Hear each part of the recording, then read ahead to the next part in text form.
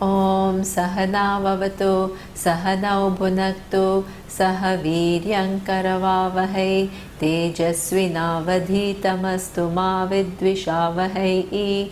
Om Shanti Shanti Shanti.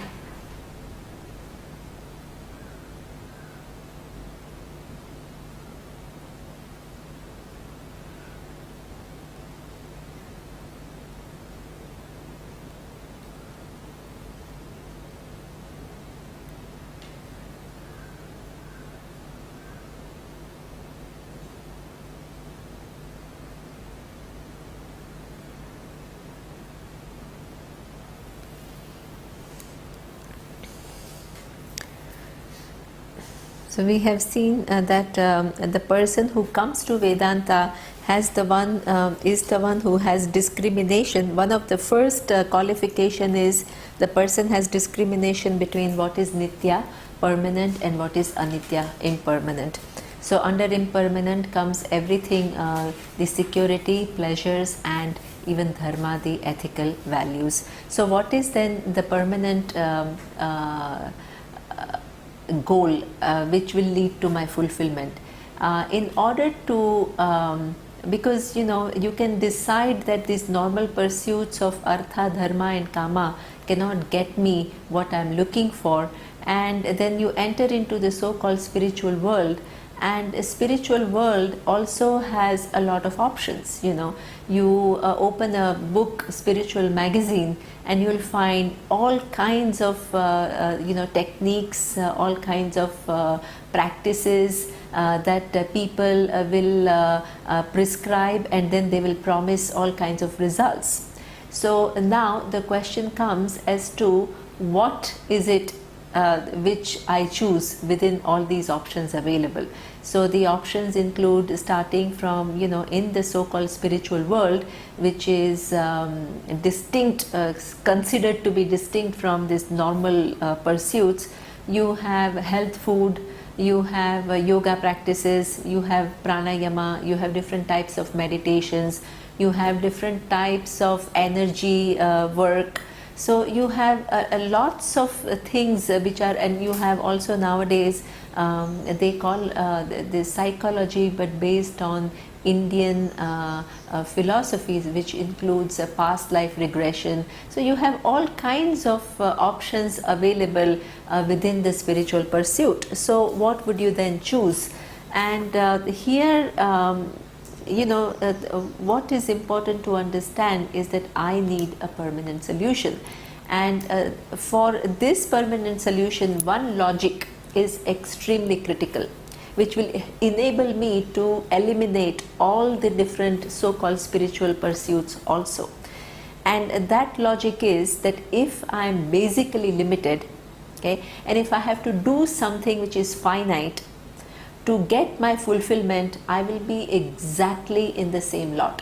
If I do a little bit of breathing exercises, or if I move little bit of energy within my body, or I begin to have some extraordinary experience, me, an individual who is finite in the universe, experiencing something, even though it's extraordinary, which is finite in time for a given moment of time, will still be limited.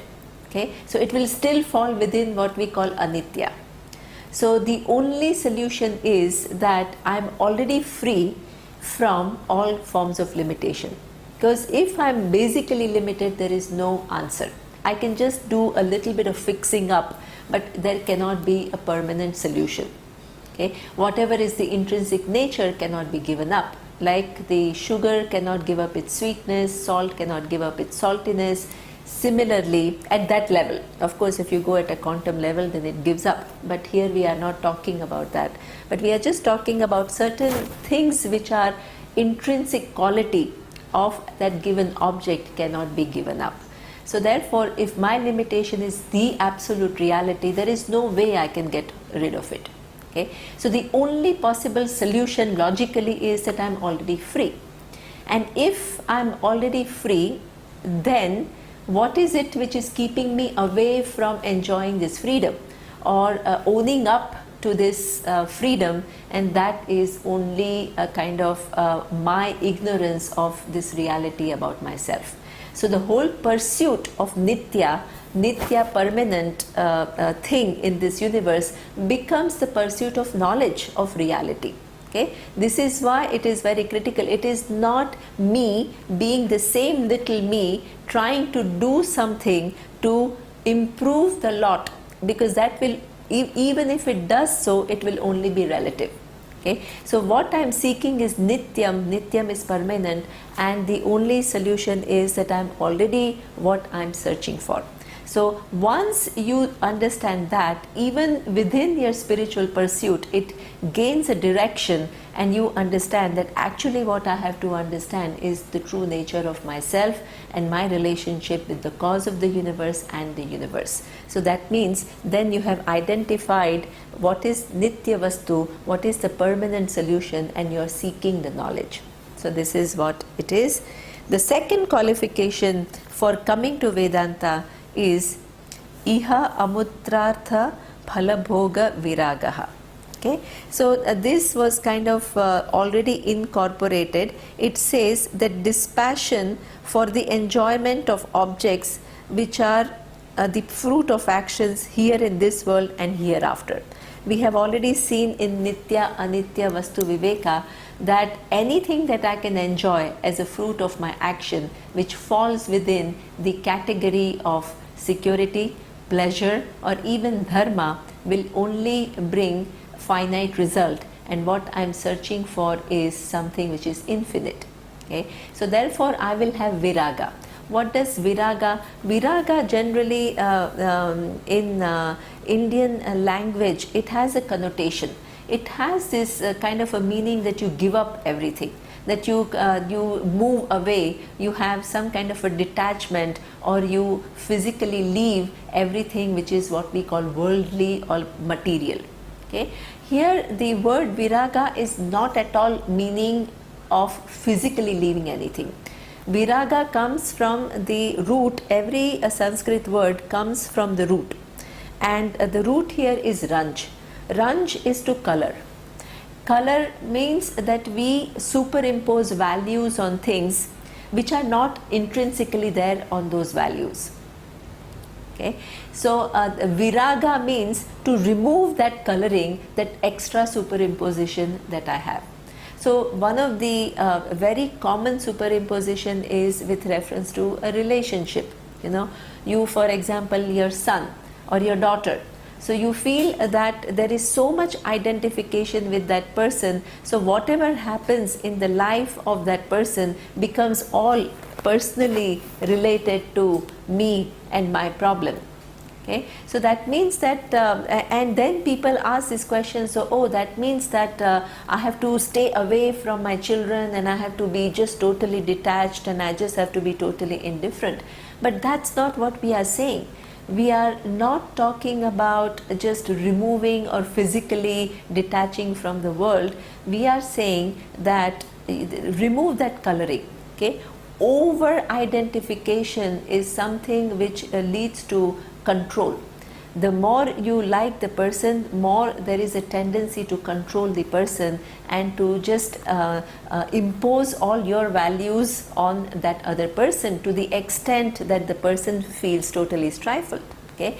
So here viraga means that as you of course show care and love for your children or for your spouse or for your friends or anybody, but you give up that extra identification which leads to a certain distortion in a relationship or a distorted behavior, okay, which leads to dysfunctional relationship. Many times you find that the kids, by the time they reach teenager, they are just trying to, or they are so happy to break away from the so-called control of the parents, because they feel that they are just totally ruled by them, and nobody likes to be doing that. So viraga means putting the right value, neither less nor more. Okay? So in every object in the universe, we don't dismiss it as something which is material. Either it is a relationship or money or power or position or good job. Everything has its own functional value. and you have to own up to that value. Okay? But our problem is we either have a positive superimposition where we think that, oh, if I have a job, only then I'm, if I have this ideal job, only then I'm self-acceptable. So that kind of a feeling that I have, that my happiness or my security or my sense of well-being depends upon one given thing, that is what we call positive superimposition. Then we have something called negative superimposition, where we say, oh, all this money and power and position is totally useless, it doesn't get me anywhere. That is also not true, because it does have some intrinsic value also. Money has the capacity to buy you certain things. Purchasing power enables you to buy books, do charities, do all the noble things, and you can also use it for yourself, for your own pleasures. There is absolutely nothing wrong with it. But if I think that money is going to solve all my problems or is going to lead to the ultimate happiness that I'm looking for, then I'm putting overvalue. If I think money is totally useless and it is material and I need to shun it, then there is a negative value superimposition. So Vairagya means that you're objective with reference to every object and its capability of doing something which is a real value and not doing something which is your own superimposed value. So this is, once you begin to see that, then you will recognize that everything in this world has some use, right? But at the same time, it cannot solve the problem. So this is what will, similarly here it says, iha amutra. Not only here that things cannot, they have a certain objective value, but they don't have either the positive or negative value. Similarly, heaven is the same, amutra. Amutra refers to hereafter, or something which is not on this earth. Anything that I do, any place that I go to in the universe is again a place. I may have a relatively better condition, I may have a better enjoyment, but it is not going to solve my problem. So what it can do for me and what it cannot do is something which is not my superimposed value, but in keeping with what is. Okay? So that is what he says. That is a second qualification, where you begin to see objects objectively. And objects include people, right? And also then the relations and the friends and the family and everything. Okay. Then the third qualification is Samadhi Shattak Sampattihi. There are 6 kind of disposition which are mentioned a little bit later on, so I will do it later. But 6-fold qualification starting with Shama.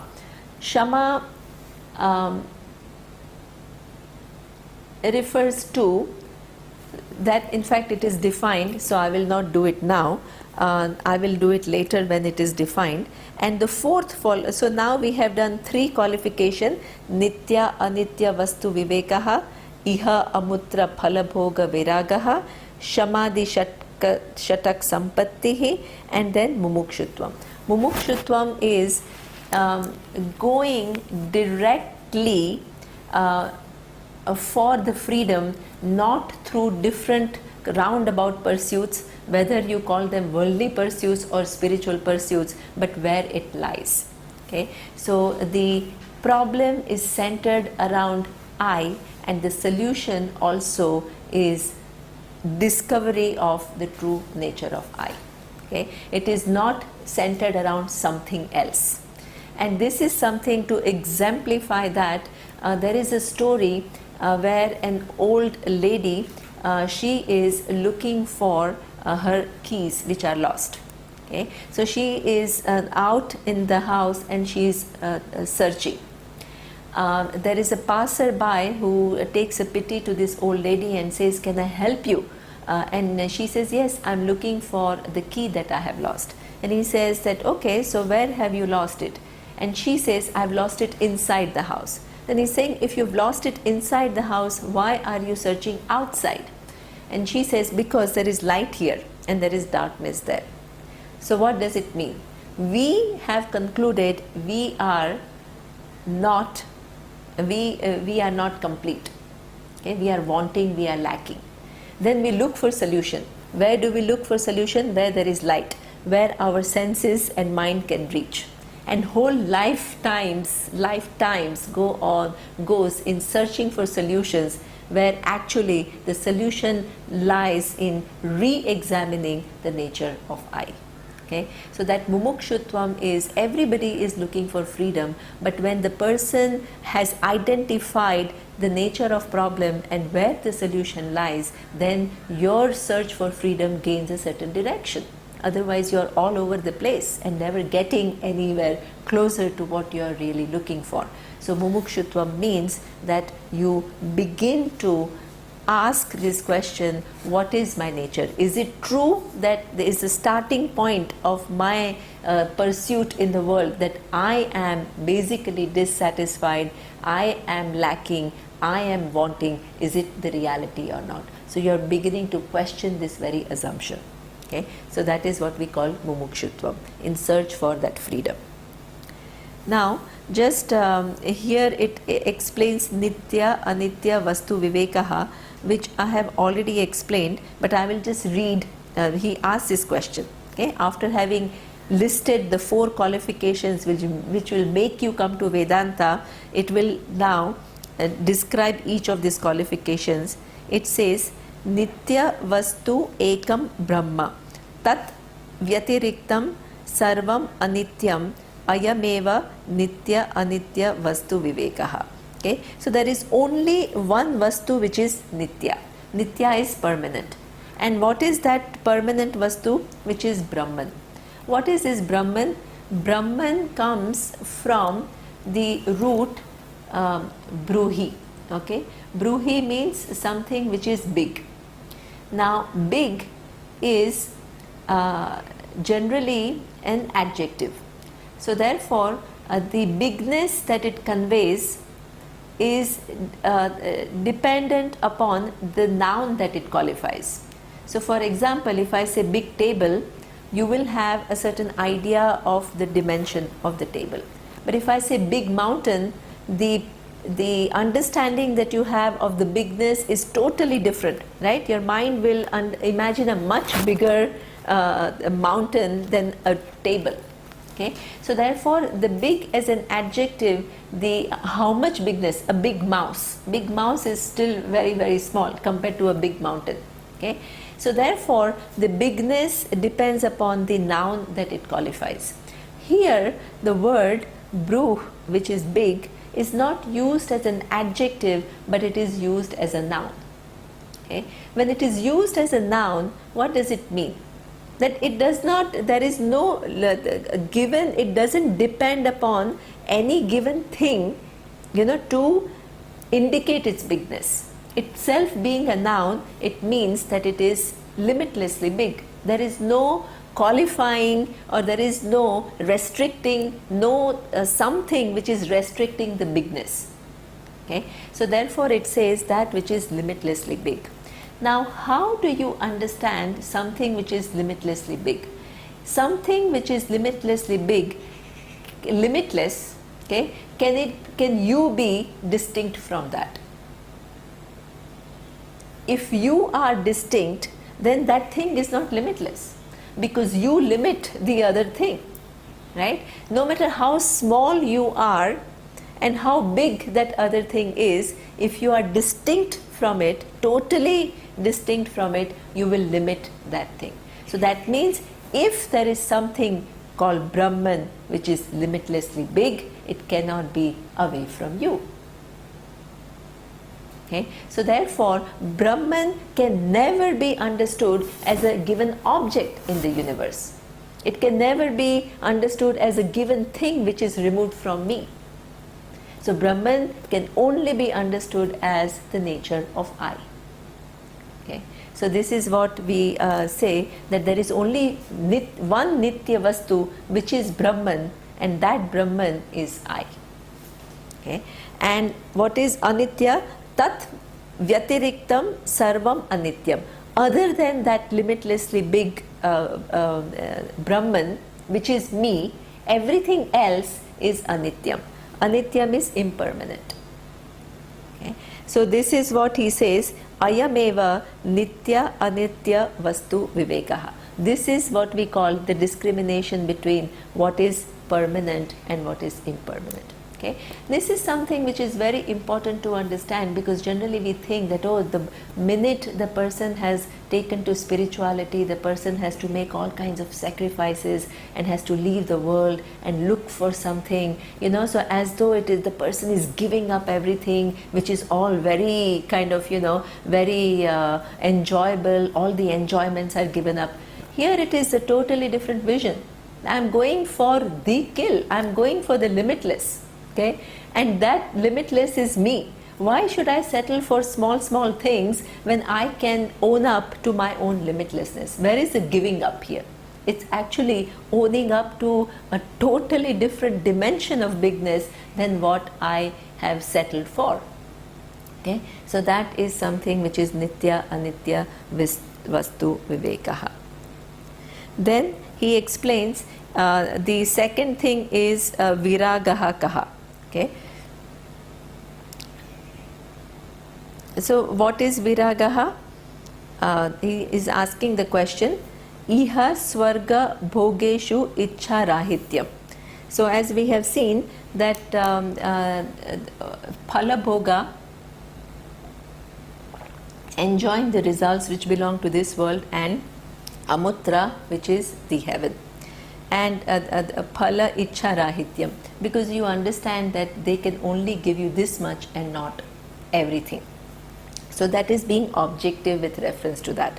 So again, that means that being spiritual means that you don't give up your normal pursuits. It's not that you have to leave the world, that you don't have to do your job, or you don't have to get married, or you don't have to have children, or you don't have to have a very successful career. Everybody wants that. But the only difference is that you recognize that all that has a given value, right? And that is fine. And within that, I have to succeed and I have to do well. Nobody just wants to settle for being a mediocre or somebody who is just underachiever. You have to do extremely well, okay? Because everybody wants to do well. But that is going to solve all the problem, or that is the ultimate end in life. That is corrected. That the overall ultimate end is much bigger, and within that all this fits in as a given part. Okay, so that bigger perspective is gained rather than giving up of things is done. Okay, so that is what is meant by viragaha. Then the sixfold qualities, shamadhi sadhana sampatti ka. Okay, so there are sixfold qualities which are shama, dama, uparama, titiksha, shraddha, samadhanam. So each one of these sixfold qualifications are explained. Okay, what is shamaha? He explains mano nigraha. And what is damaha? It says chakshuradi bahya indriya nigraha. So shama and dama go together. First I will explain what is dama, and then I will explain what is shama. Okay, so dama is that one of the pitfalls of pseudo spirituality is that people start giving you advice. They start telling you, oh, you should not be sad, you should not be jealous, you should not have hatred towards people, you should, so there are all these should nots. And should nots, you should not be angry, you should not be sad. These should nots are very harmful, because nobody wants to be sad, nobody wants to be angry, nobody wants to be jealous. But we all end up feeling these kind of emotions at certain point in time. So therefore, if somebody tells me you should not do that, I know it and I still end up having all these feelings, I feel even worse. Because before I was, now it's like, and sometimes what happens is that you begin to brush away those feelings, you begin to deny those feelings, you put them aside, and you create some kind of a Frankenstein out of that, because you are just, not even acknowledging their presence. So here, Dhamma is something which is very sane. It recognizes that sometimes we do get angry. Sometimes we do have sadness, sometimes we do feel jealous, okay? It is fine. But what is important is that generally what happens, that there is an anger and I act immediately out of that anger.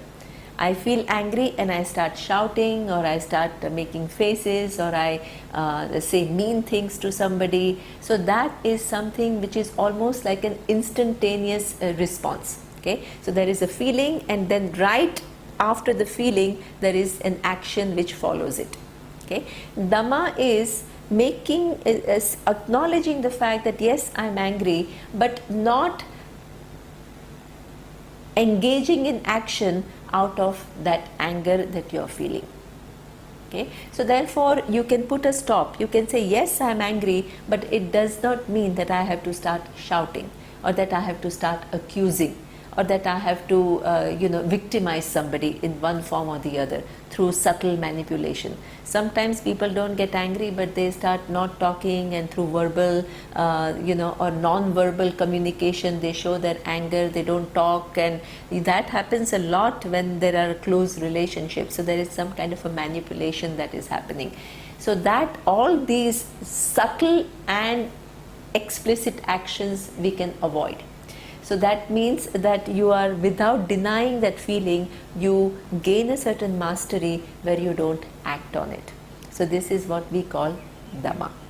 But what happens is that if you feel that and you don't act on it every time, of course it is very mature, because you are not creating misery or hurt among others out of your own feelings that you are experiencing.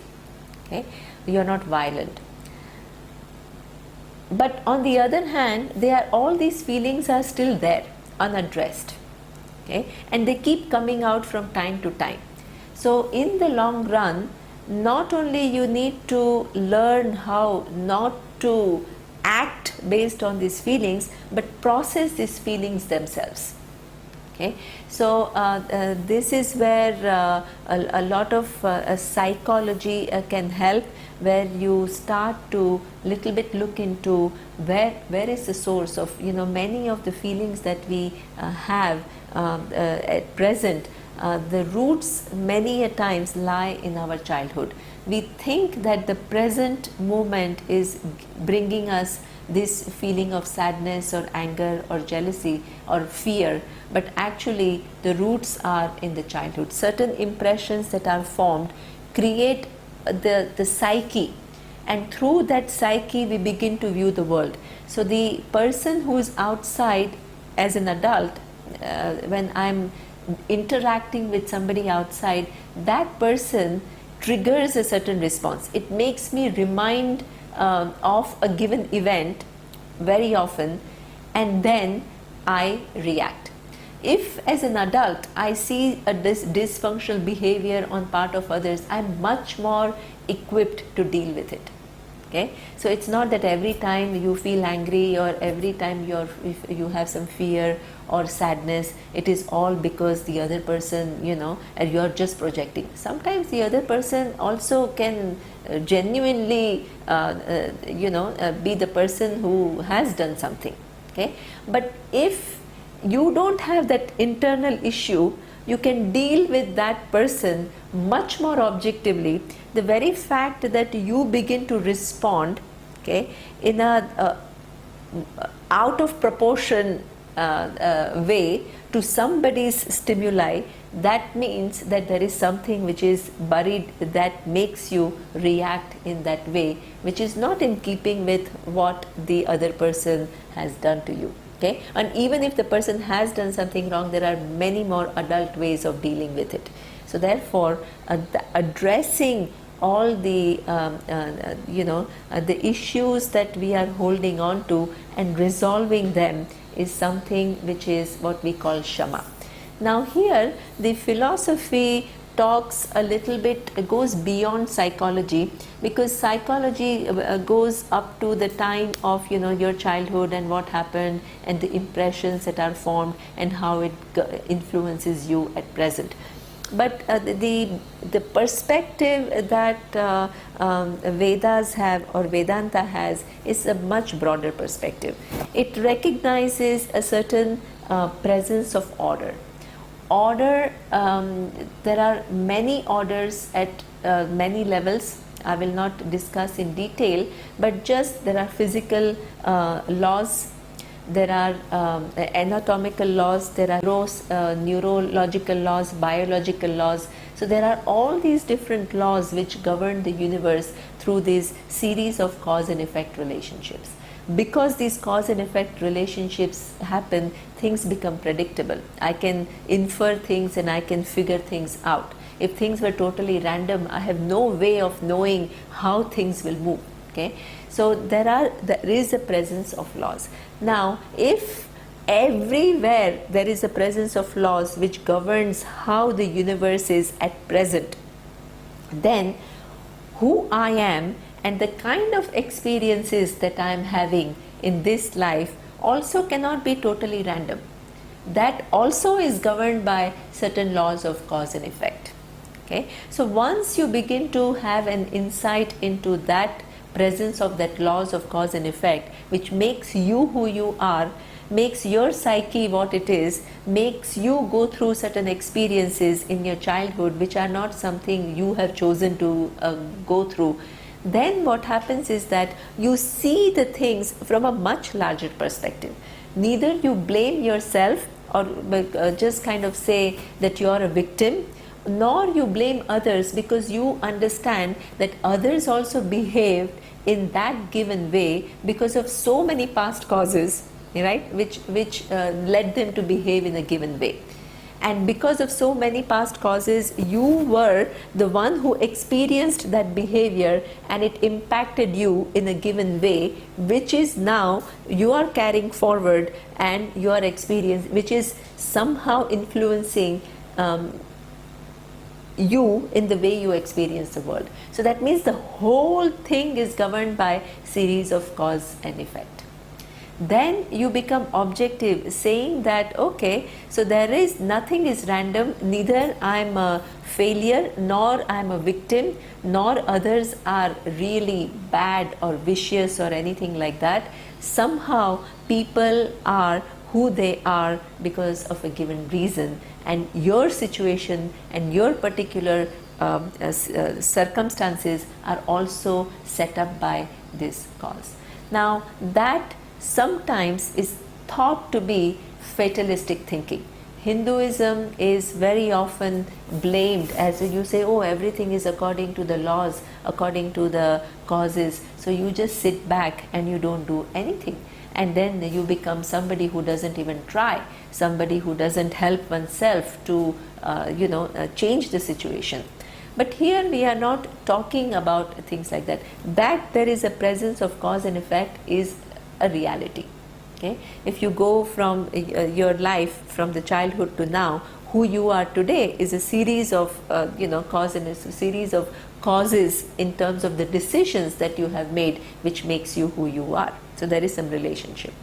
Now the what you intuitively understand, the philosophy extends it further and it says that it is a much bigger law. So there is nothing which is strange about it or fatalistic about it. Along with this, what is really emphasized is also that you have a free will.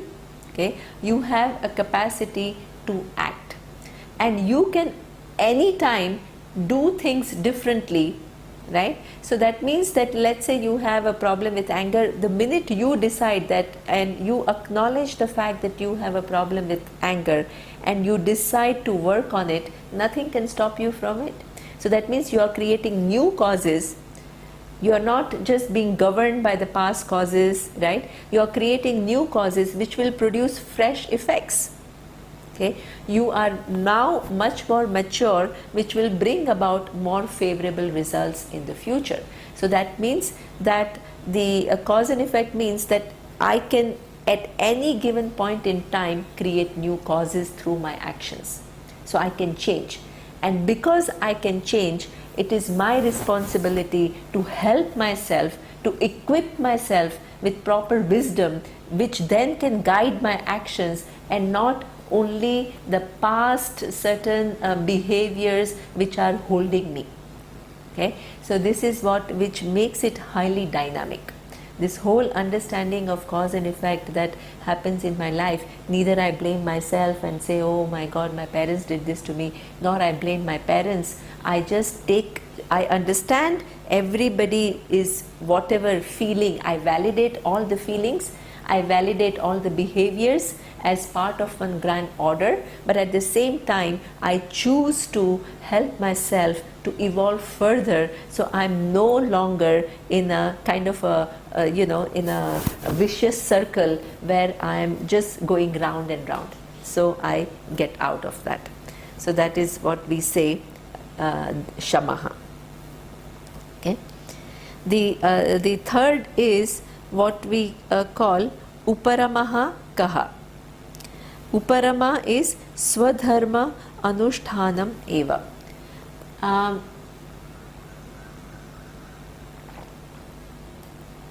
In addition to these universal values that I talked about, there is a given way of looking at individual's life in the Vedic vision.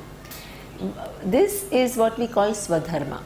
Swadharma comes from the fact that I recognize that there is an order, and that order, which is in form of cause and effect, it is vast and it is governing universe through cycles of creation. Okay? And that order has brought me about at this particular point in time in this country, given me birth in this country with this given body, related to some people very specifically.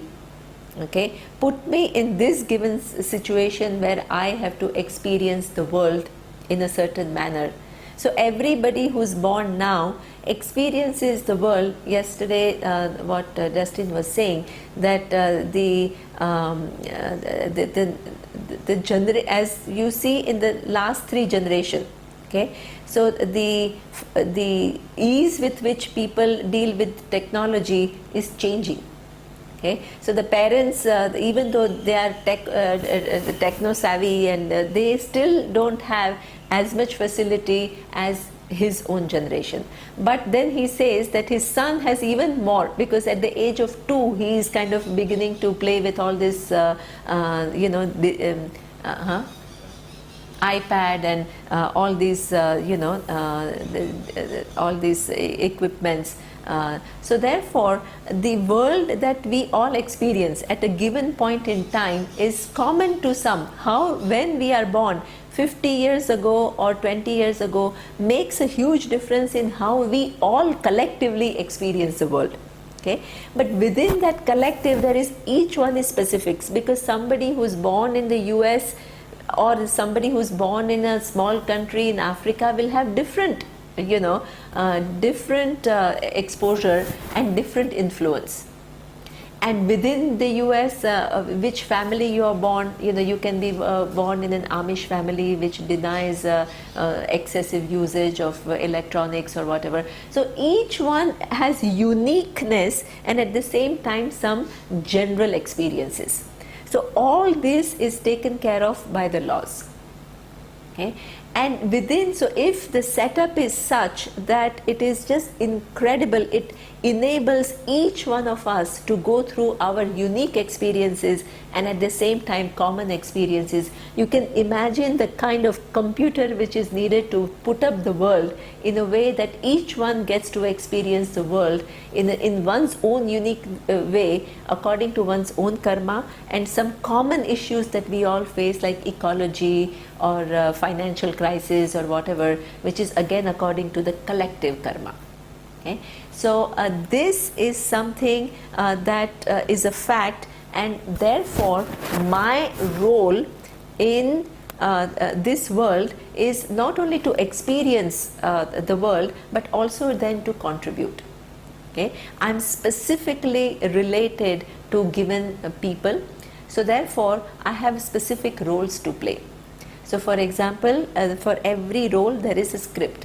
I am a child with reference to my parents, so I have certain duties towards my parents. So it doesn't fall within the common overall value of speaking truth or anything. Here it is my specific relationship with my parents. There is a role that I am playing which has a certain script, which means that when I'm young I have to learn certain values from them, and when they are old I have to look after them, in the best possible manner. Okay? With reference to my own child, I have again some responsibilities. I have a role to play. When the child is in the formative years, you have to actually really take care in building the appropriate values, because what happens is that generally the children just grow up, and by the time they accumulate all kinds of complexes because of negligence of parents. And what happens is that by the time they become teenagers, they become big rebels, and then parents panic. They don't know how to handle it, but they have not done a good enough job in the beginning to instill all the proper values that are needed when in the formative years. Okay? Sometimes there is a very gross negligence. Sometimes there are subtle things which can actually really affect the child. So I'll give you the example that one of my friends, she was made to sleep by her nanny. So the nanny wanted her to sleep fast. So she would tell this child that, oh, if you don't sleep now, the ghost will come, okay, or some spirit will come, and she will make her scared. And till today, she is unable to sleep on her own. So the nanny does not realize that she is really what she is doing. She is doing it innocently. She just wants the child to sleep so that she can go out and do her own things, right? But what repercussions it has is something which is big. So some things are intentional, some things are non-intentional, but the fact is that it leaves a huge impact. And this is where taking one's life as one's duty towards many different roles that we play, that is something which will really make you a person who's aware. Okay? It's not just centered on oneself and I want this, I want that, but you see yourself as part of one whole grand system, and your position in the universe has a specific purpose, and certain roles and certain actions are expected of you, and you do that recognizing your responsibility. Okay? Then as a citizen you have certain responsibilities. As a community, the person living in a given community, you have certain responsibilities.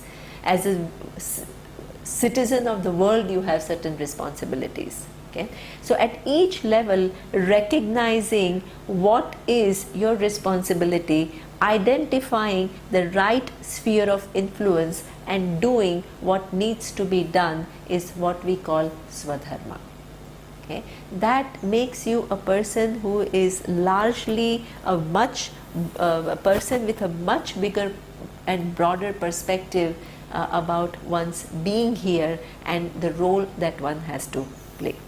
Okay? So this is what we call uparamaha. Then the next value is what we call titiksha. What is titiksha? Titiksha is shitoshna sukha dukkhadi sahishnutvam. Okay? So shita, ushna, shita is extreme cold, and ushna is very hot, sukha is happiness, dukkha is unhappiness, and the person's capacity to endure these two extremes. hot and cold, happiness and pain. What is important here to recognize is that what it signifies is that Shita and Ushna refers to physical difficulties. Okay, so Shita is very cold or very hot, means some physical discomfort, and Sukha and Dukha is what we call certain mental discomforts. So these physical as well as mental discomforts nobody can avoid in life. Whether you are a wise person or not a wise person, nobody can avoid it. Okay, just the fact that you live in a very cold country and you have to really go through months of winter, and that is something which is not easy for sure. Okay, or there are many other physical discomforts come on your way in form of diseases of yourself, diseases of somebody else. Life is full of that. You have to go through all of that. Nobody can totally avoid it. Okay, and what happens is that same thing with reference to the mental discomfort. Nobody can avoid a certain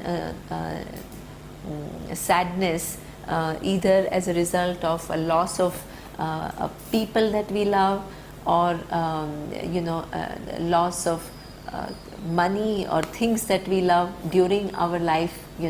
So there are so many causes for things. Very often, if anybody is called successful because of how many desires and ambition one fulfilled, then most of us will be non-successful, because so many desires we had right from the childhood which we could not fulfill.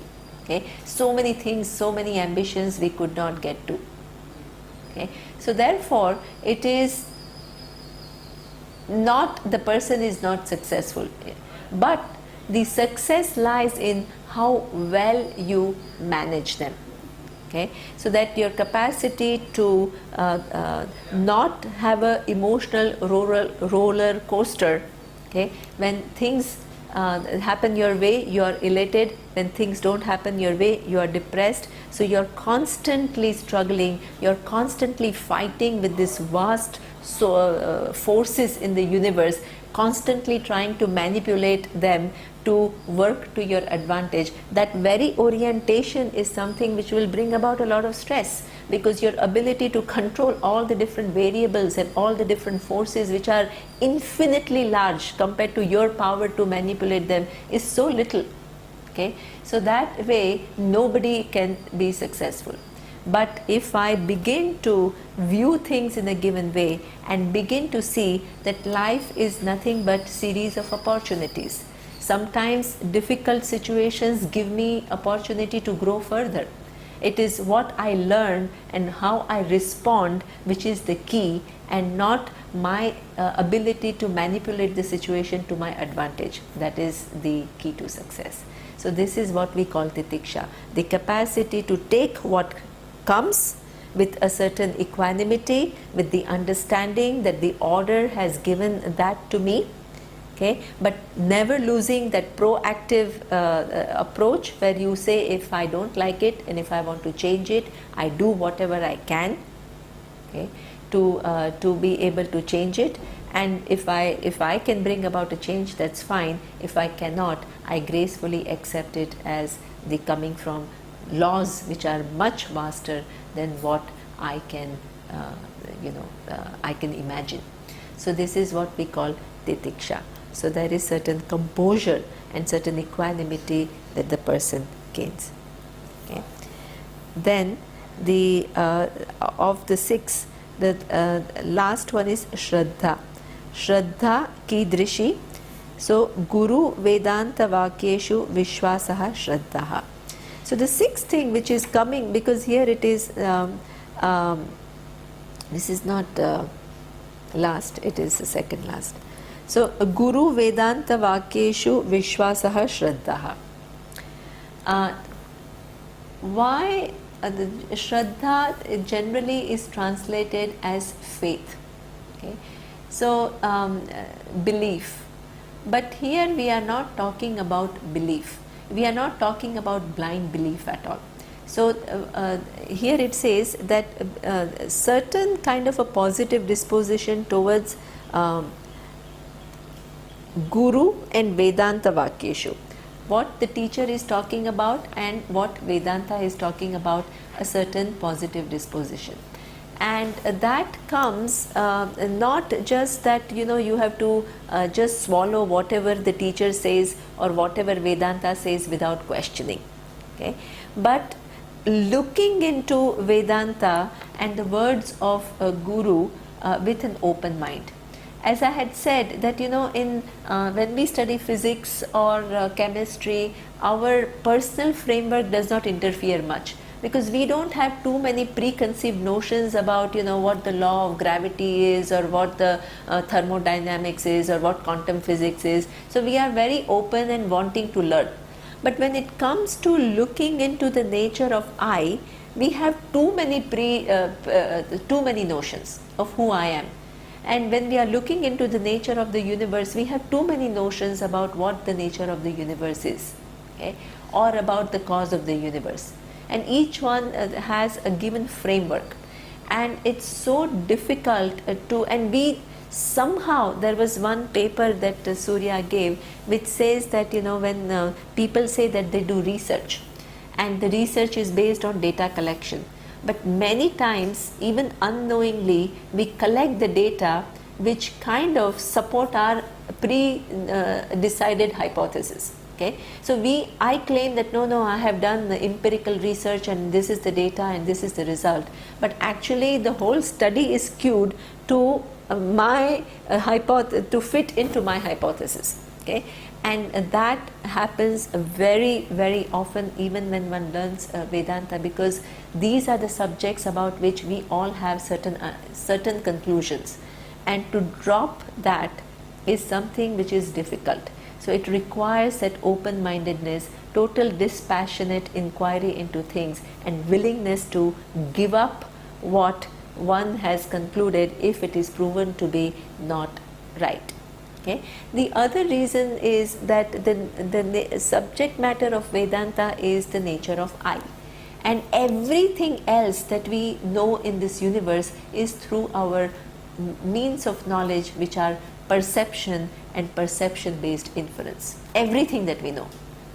Okay, so that means anything that I have known so far is whether it is my psychology, which is what we call Sakshi Pratyaksha, witness perception, or I know anything about the world, which is what we call Indriya Pratyaksha, using my senses, okay, and then using my mind, which gathers what is reported by the senses and processes what is reported by senses. Everything is known like that. This is the only thing in this universe, because the nature of I can never be objectified. Okay? So because it can never be objectified, you will never come to know what is the nature of I. I is not something which is arrived at through Vedanta. No, I am self-evident. Even before anybody comes to Vedanta, everybody knows I am.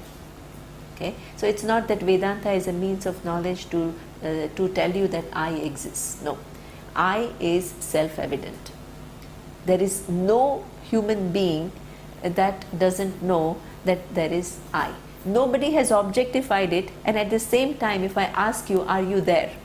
You don't have to say, oh, let me look through my eyes, let me hear something, let me touch something, and then I'll let you know.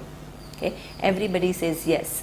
So that means that the presence of I is self-evident. But about this self-evident I have many conclusions. I think it is as good as the body. I think it is a very tiny little entity in this vast universe. These are all the conclusions that I have. Okay. So Vedanta is a means of knowledge to remove these conclusions that I have about the nature of I. But since I can never be objectified, my normal perception and inference doesn't work. and because it doesn't work and everything else I know is through that, I need some Shraddha. I can always dismiss and say, yeah, what is this, but I need Shraddha to even look into it. That yeah, there is that possibility. Maybe it has that answer. Let me expose myself to it and see what it has to say. Okay, so that is something which there is an extra kind of a benefit of doubt which is required initially until it is known. You use the pramana to know the reality. Once it is known, it is no longer Shraddha, it is no longer a belief, it is no longer a faith, it is a discovery about nature of I, it's knowledge. Okay, so that is what we call Shraddha. And in order for Vedanta Vakya to work, the sentences of Vedanta to work, you need a teacher. Okay? A teacher must have a clarity in thinking and also have exposure to the whole methodology of teaching, so that the person can make you see what Vedanta is saying. So there again, you have to have certain kind of affinity with the teacher, and you have to feel that you can learn from this teacher, and the teacher has understood to be able to explain it to you. So that requires Shraddha. And the sixth is what we call Samadhanam. So here he says Chitta Ekagrata. Chitta Ekagrata refers to a certain a mind that has a single thing, means the mind which is not distracted. Very often a problem to learning is, people with sometimes very logical mind also, they have attention deficiency, in the sense that they cannot concentrate. They cannot stay or dwell in a given subject matter for a length of time without feeling some kind of a distraction. Okay, so that is something which is common, but it needs to be gotten over, because Vedanta requires you to look into things in two ways. One is very deeply. Not many times we operate from a very superficial level of mind. Okay, we don't understand things very clearly. Things which are vague, we think that we understand, but if somebody asks us question, we have actually no idea. Okay, you ask two questions and the person has no idea what actually he's thinking. So there is a lack of depth. And also in Vedanta, you have so many things that we examine, so you need to put all the different things together to bring about one coherent picture, overall picture. It is like a jigsaw puzzle. You put different parts, but each part is not just a part in itself, independent part. It contributes to forming a whole. Okay? So therefore, when we talk about the values, when we talk about the nature of the creation, when we talk about the nature of the cause of the creation, when we talk about the nature of I, each of this part actually joins in to create, to give you a very whole vision of what the reality is. Okay? So you have to not only hold each part, connect, understand their interconnectionness, connectedness, and then what implication one has on the other, and then create a picture which is as true to what Vedanta is talking about. So you need depth as well as breadth of thinking, for which you need certain concentration, because to hold all this different information and put it together, okay, and to process it, and every time you refine your understanding of one, you have to revise how it has implication on everything else that you have understood. So there is a constant reshuffling that takes place until the vision becomes absolutely clear. Okay? So that is what we call Chitta Ekagrata. So for that, of course, we talk about practices such as meditation and the things which help you to gain that Chitta Ekagrata. And the last, the fourth, this is the sixth, right, which is part of the four. Now the fourth is what he says, mumukshutvam. Okay, so what is mumukshutvam?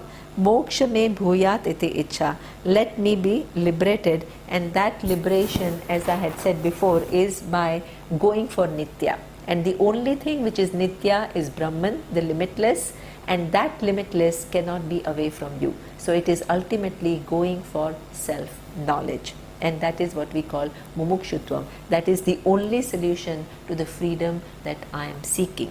So these are what he says, etat sadhana chatushtayam. These are the qualifications. What we have come to is the person who comes to Vedanta, what is required. Now one thing is important to understand, that nobody has all this in full measure before one to Vedanta. Okay? So it's not that you have worked on all this and it's all in perfect measure and then you come. As you study Vedanta, you begin to pay attention to all these different areas where you need to work, and you equip yourself so that you understand Vedanta better. So this is not only a condition for you to come to Vedanta, but also having come to understand Vedanta better. So these are what we call qualifications, and provided now that you are qualified, then the next question comes as to what is the nature of this reality. Okay, that we will see in the next class. Om Purnamadav Purnamidam Purnat Purnamudachyate Purnasya Purnamadaya Purnameva Vashishyate. Om Shanti Shanti Shanti. Om Shri Gurubhyo Namaha. Harihi Om.